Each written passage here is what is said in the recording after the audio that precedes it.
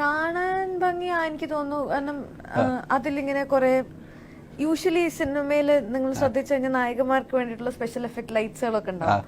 Special lights, അതായത് ഭയങ്കര glow ആയിട്ട് കാണിക്കുക, ഭയങ്കര ബ്രൈറ്റ് ആയിട്ട് കാണിക്കുക. അത് എല്ലാ സ്ഥലത്തും നായകന്മാർക്ക് കിട്ടുന്ന ഒരു എനിക്ക് അത് പ്രിവിലേജ് ആണ്. എനിക്ക് പൊതുവെ ആ പ്രിവിലേജ് വളരെ കുറവ് കിട്ടിയിട്ടുള്ള ഒരാളാണ്. അരവിന്ദനിൽ ബ്യൂട്ടി ഷോട്ട് ഉണ്ടായത് പറയണ ഒരു വിളക്കെത്തിക്കുന്ന, അതാണ് എല്ലാവരും പറയണ ഒരു ഫോട്ടോ പരിപാടി ഉള്ളത്. പിന്നെ എനിക്കൊരു ബ്യൂട്ടി ഷോട്ട്സ് മാത്രം വെച്ചിട്ടുള്ള ഒരു സിനിമ എന്ന് പറയുന്നത് യമണ്ടൻ പ്രേമകഥയിലുള്ള സോങ്ങിന് വേണ്ടിയിട്ടുള്ളത്.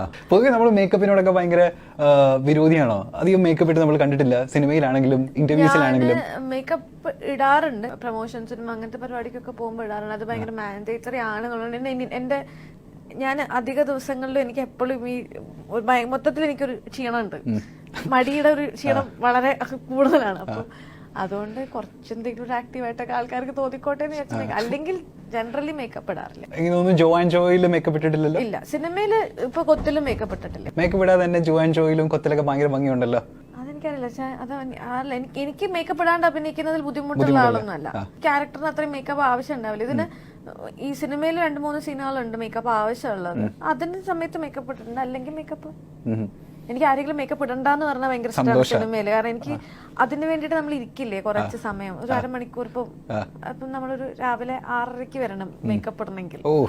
6:30 വന്ന് മേക്കപ്പും ഹെയറും ഒക്കെ ചെയ്ത് വരണമെങ്കിൽ, അപ്പം ഇത് മേക്കപ്പ് ഹെയർ ഇല്ല എന്ന് പറഞ്ഞു കഴിഞ്ഞാൽ 7:30 വന്നാൽ മതി.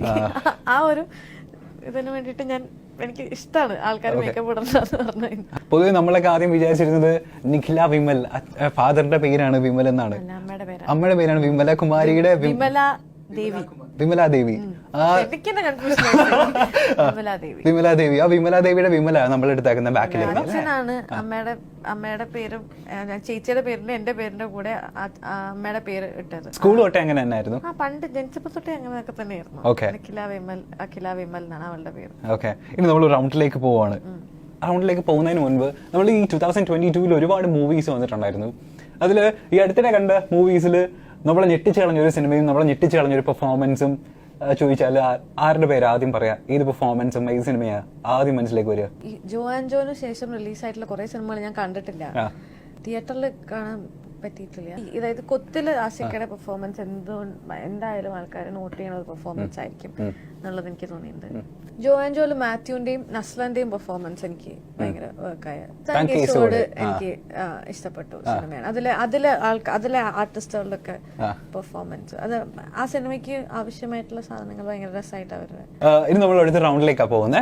ആക്ടേഴ്സ് ഓട്ടോഗ്രാഫ് എന്നാണ് ഈ റൗണ്ടിന്റെ പേര്. എക്സ്പീരിയൻസ് പറയേണ്ട ആക്ടേഴ്സിന്റെ കൂടെയുള്ള, പക്ഷെ ആ ആക്ടേഴ്സിന്റെ കൂടെ ഉണ്ടായിരുന്ന ഏറ്റവും ദ ബെസ്റ്റ് മെമ്മറിയാണ് പറയേണ്ടത്.